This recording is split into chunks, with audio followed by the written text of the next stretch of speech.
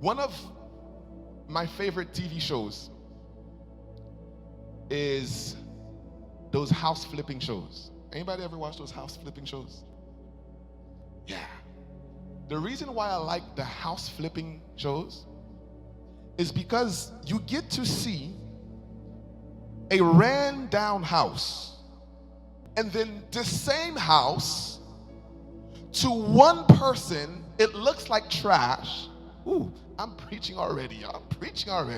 But to somebody else, the investor comes and the investor says, I want that one because it looks like this today, but it has potential. And so I'm going to do what I need to do because I'm not looking at it for what it is. I'm looking at it for what it can be. Did you know that when God looks at you, looks at your life, looks at your past, looks at your future, he doesn't look at what he sees today.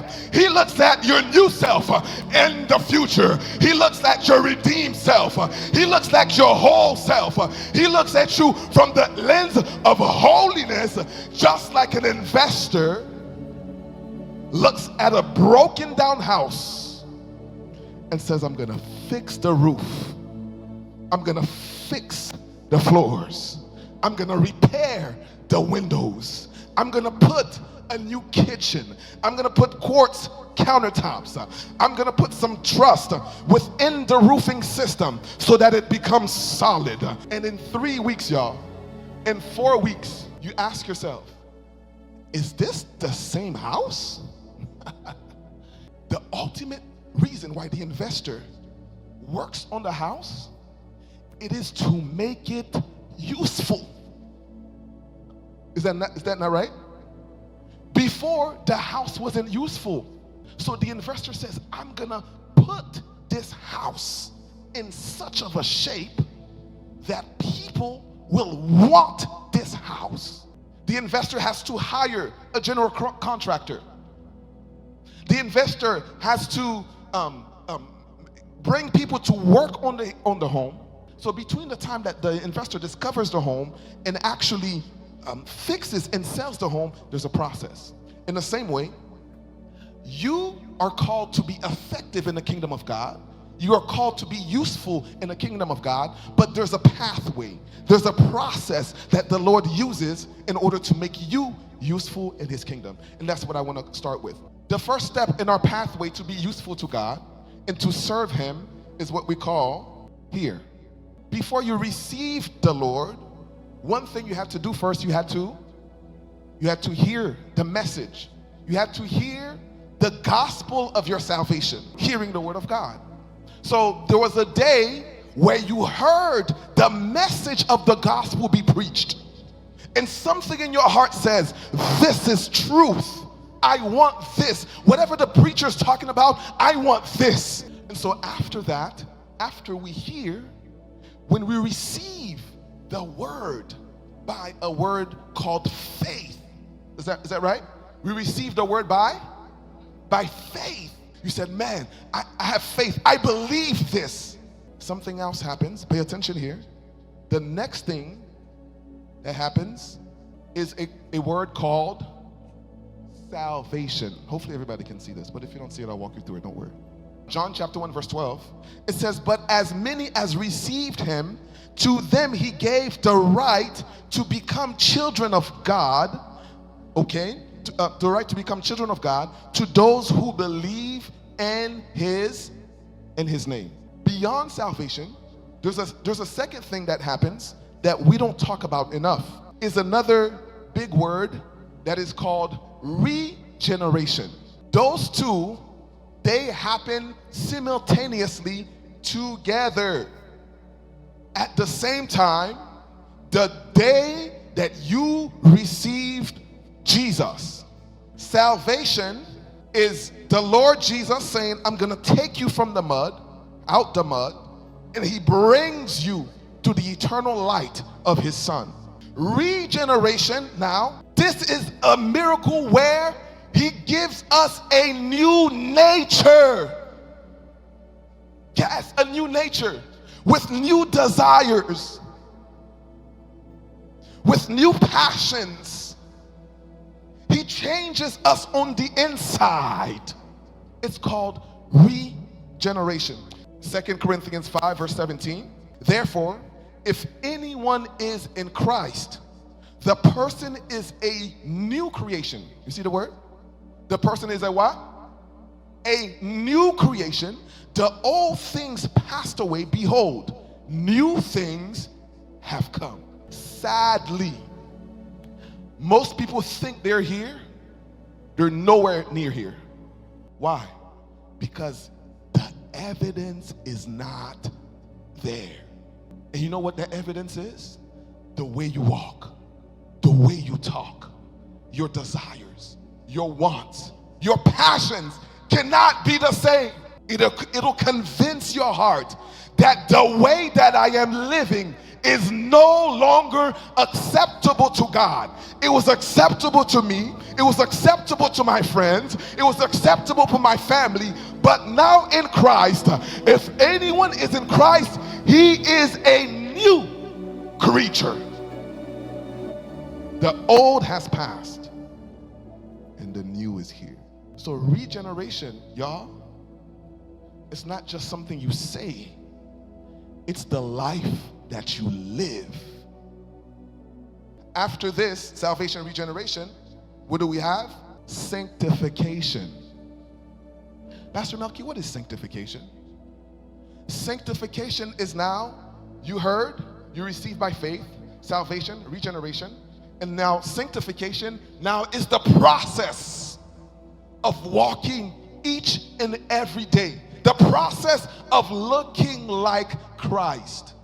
Notice, I said process.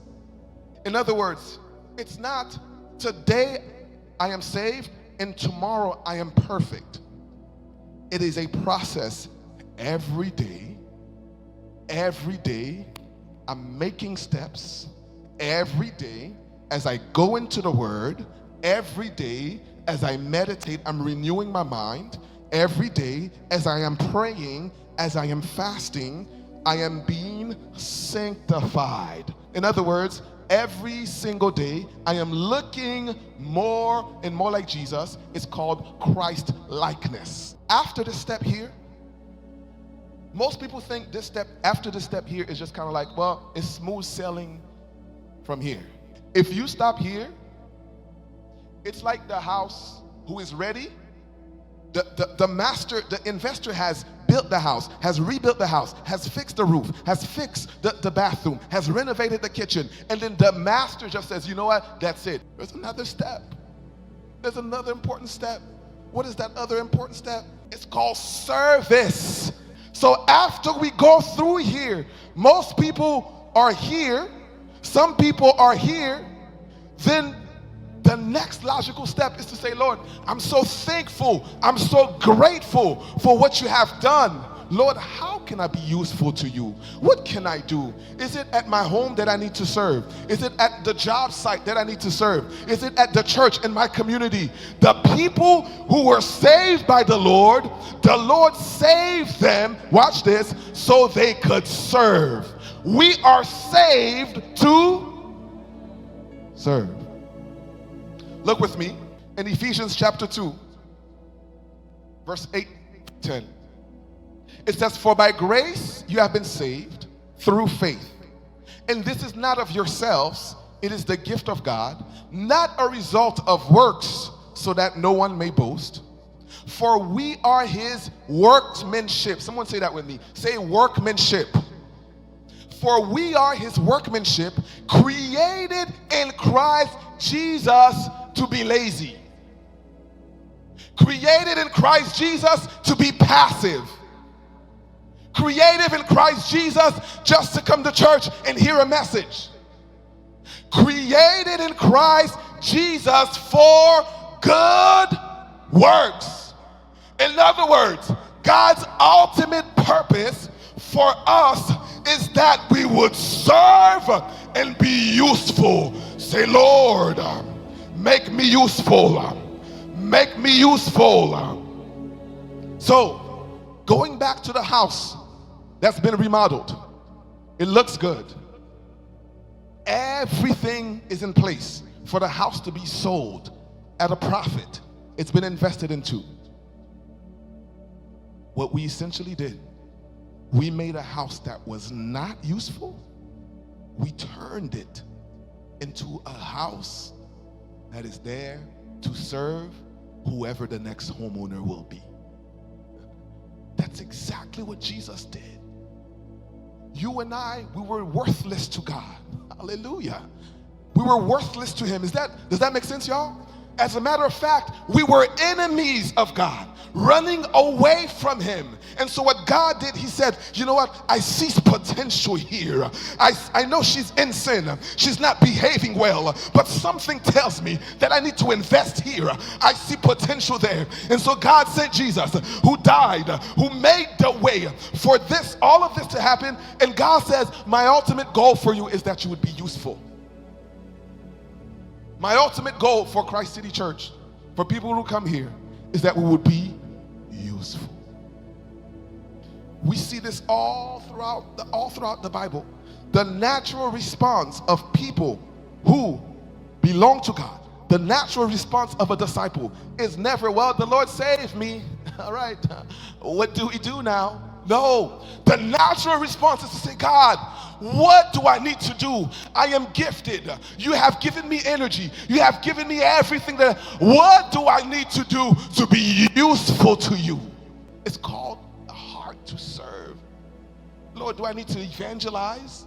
Lord, there's multiple ways. And by the way, service is not just in the church. Don't think that I'm just talking about serving in the church. Do you know where service starts?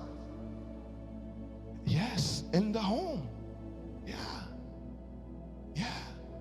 Service starts in the home. If you have children, we are called to serve our children. When you're cooking that meal for that child, you are serving him or her.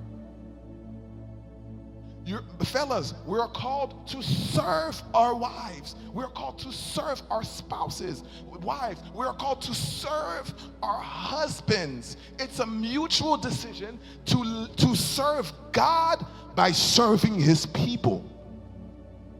So we serve in the home. So don't be the person who, you serving, you're in the church, you're serving, and then your home is upside down. Don't be that person. Yeah. Service starts in the home. Service also starts in the workplace. Did you know when you go to work, when you punch in, you punch out, you're serving somebody, right? If you're a teacher, you're serving those kids. If you're a nurse, you're serving those patients. If you're an engineer, you're serving your clients. If you're a cashier, the person that's in front of you, you are serving them. And so when we have this mindset, work is not just work. I'm punching in, I'm clocking out, I'm going in, I'm going out, just nilly-willy. When you have this mindset, I go to work, but I'm going with a purpose. I'm here how can I serve you today? And hopefully through my service, Christ, the light of Christ, gives me an opportunity to talk about the gospel of Christ to whoever I'm serving. And also you can serve in your church, you can serve in your local community. When we go and we do Operation Compassion, what we're doing, we are serving. Those of you who come and you're singing or you're cleaning or whatever you're doing, we are serving God by serving one another. So the question is, Pastor Melchi, do I need to get everything perfect and in order for me to start serving? It's not going to be perfect, but you need to be willing to continue in your path of sanctification. The last question someone may ask is, Pastor Melchi, I came here looking for a word. This was not the word I was looking for. I came here with demons. I came here with problems. I came here sick. I came here with all the problems that people come with. I know, and even greater than me knowing, the Lord knows exactly what you need. But I want you to look at Matthew chapter 6, verse 33. Seek first his kingdom and his righteousness, and all these things will be provided to to you. So the Lord saying, you want your healing first, I want you to serve first. You want deliverance first, I want you to seek me first. You want all these things first. You want the house, you want the blessing. The Lord is saying, seek me first.